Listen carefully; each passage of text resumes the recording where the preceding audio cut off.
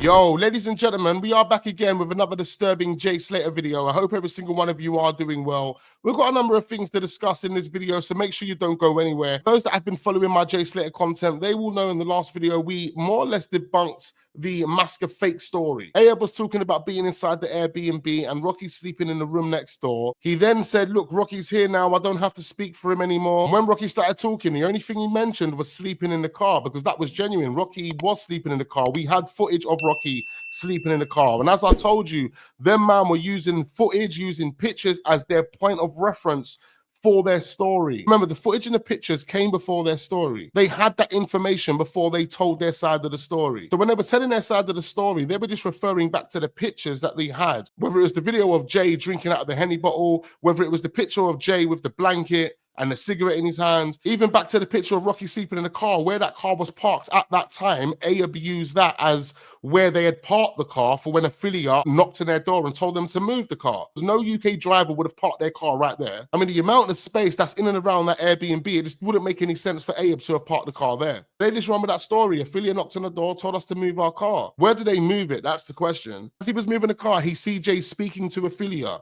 In fact, he specifically said he see Jay with his trainers on. And that was indicating Jay was leaving. And now when he gets out of the car after finding a parking space, Jay approaches him and says, this lady tells me I can get the bus every 10 minutes. Ayub, who's only been at this Airbnb for 24 to 48 hours, knows exactly when the bus comes, what time it comes. He knows that it doesn't come every 10 minutes. He knows more about the bus times than Affiliate does, apparently. But instead of waiting for the bus and instead of staying at the Airbnb, Jay decides to leave and go the wrong way. So that's basically it. We don't have Rocky's side of the story. Rocky doesn't tell us about being inside the Airbnb or his engagement or interactions with Jay inside that Airbnb. His side of the story is sleeping in a car, and that's all he has ever told us. And whilst he was telling us that, Ayub had to remind him that that was outside.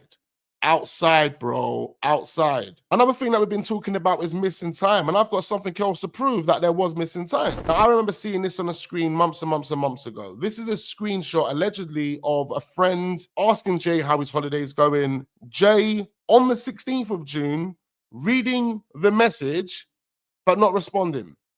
That was the 16th of June. Remember, Jay went missing on the 17th in the morning.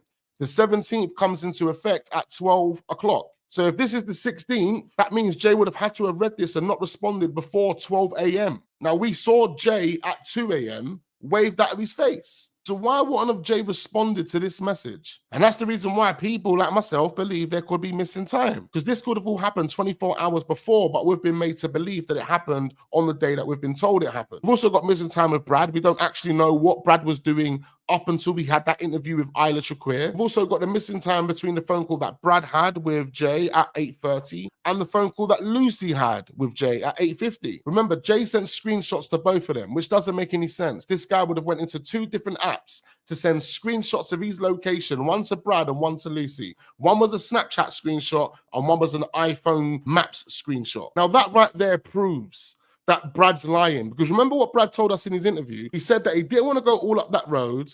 Then he went down some little ditch and I think someone was calling him. So if someone was calling him, when did you get the screenshot of his location? When did he send you the Snapchat screenshot? Why didn't he actually phone Brad back? Why was it Lucy that he ended up phoning back when he was in danger? Make that make sense. Now we're going to be taking a look at a video that Warren posted on his TikTok account, something that we've already reacted to, but there's a part in that video that I missed. And what I want to do is go back to this video that Warren posted on his TikTok. And this is a video of them walking the path that Jay would have walked.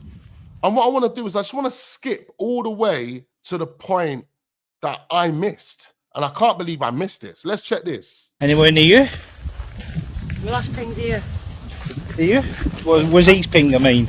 Oh, I don't know. I've dropped my pin there. So I'm walking away from it now. But look at that then. That's right. So that's that cove on Brad's. Yeah. You get me? That's that cove on Brad's. Now, what she's actually referring to, which I actually missed, and I think a lot of people missed, is Brad's map. So Brad had a map. How did Brad have a map? Make that make sense. How would Brad have had a map? That's right. So go to Brad's now. A minute. Brad's map. Yeah? Yeah. Brad's map, yeah. This is where Rachel is actually manipulating the way Warren's thinking and making it look like whatever Brad said is actually right. It's right. This is actually right. But the only way it could be right is if Brad was there. Brad couldn't be right if he was on the other side of the island in Los Cristianos on the phone to Jay, even if it was through FaceTime. But keep listening. Is it? Yeah. It is, because he's... Near as dam. Yeah. In that house. So Jay was literally where... That house where? He was. Then it says, great that they're saying this. That also means the path that they're on, a car could have taken Jay there. Jay could have been in the back of a car and they could have drove exactly to where these guys are standing right now. But keep listening. That is it. Because we've gone past that now, haven't we? Yeah, so... Or else did you ping before? No, I pinged at the house. Oh well, it's in a meter, sir. So we're in the right area then. Well, we knew that anyway. I don't know why there's no searching going on here. We knew that anyway. I don't know why there's no searching going on. So this is the path that Jay would have taken. Brad has maps to say that Jay was in this location. They also have screenshots to say that Jay was in this location. But Rachel is proving on the 29th of June that there's no searching going on here. Why? But keep listening. This is when the map and the search on waiting for anything like even if he's dropped something, you know. He's got Brad's card, his own card. He's got provisional. So she just said there, he's got Brad's card, his own card, and he's provisional. Why does he have Brad's card? So I would believe that is what they found to identify the body, because they said that there was identification with the body. He was thinking, what identification could they be referring to? His passport was at the apartment. But she mentioned the provisional. That makes sense. But Brad's bank card. Brad's bank card. Same Brad that spoke to Jay when he went off-road. Same Brad that claimed he went down this little bit. The same Brad that claimed he heard stones. Jay's got his bank card. Why would Jay have Brad's bank card? Why? Is that a way of saying that we could find something that belongs to Brad here, but Jay had it? It wasn't Brad that had it, it was Jay that had it, yeah. We might find Brad's bank card here because he told me he lost his bank card. He doesn't know if he lost it here. He doesn't know if he lost it in the Airbnb. He don't know if he lost it in the beach. He doesn't know if he lost it in the apartment. Just to let everyone know, if you do find Brad's bank card, it's because Jay had it. So let's say Brad's lost his bank card, but he doesn't actually know where he lost his bank card. However, he was at the location where Jay was, and therefore the bank card could be there because he doesn't know where he lost it. So if we do stumble across that bank card, it's good for us because Jay had his bank card and it means Jay was here. No, it means Brad was there. And that is really key because I've always said that Brad knew where the body was. Brad never searched for Jay. Why didn't Brad search for Jay? Why is Rachel here and Brad not here?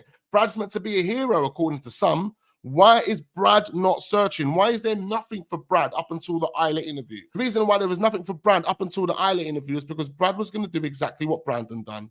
He was going to say nothing. The only reason why Brad come out and spoke is because it started to get heated. People started to spread theories. Names started to get brought involved. It started to get closer to home. So as I told you guys in the recent videos, Brad was used as leverage. Brad was used just to shut down all of those theories, to give alibis. Also, to kind of indicate where the body was. And that's exactly what he done in his interview. Brad recently done another live and we will do a video talking about that live. But this video was to quickly prove that, in my opinion, Rachel and Brad have been lying. They have not told the truth. And it sounds like they all know what happened to Jay and no one is telling us. But once again, this proves that something dark and mysterious has happened to Jay Slater and nobody wants to talk about it.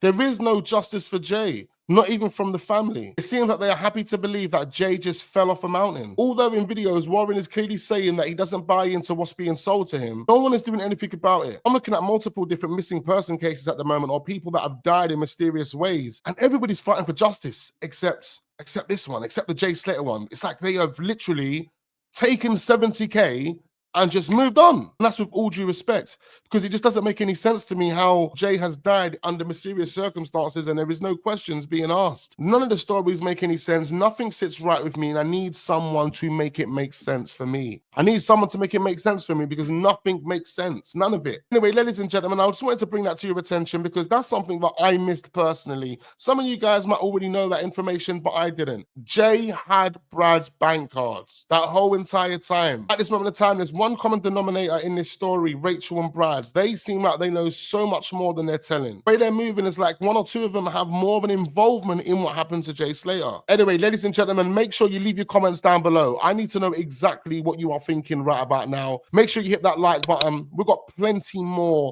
Jay Slater content coming, so you don't want to go anywhere. Subscribe to the channel if we are new. Turn your notification bells on so you don't miss out on future videos. And I look forward to seeing you guys on the next one.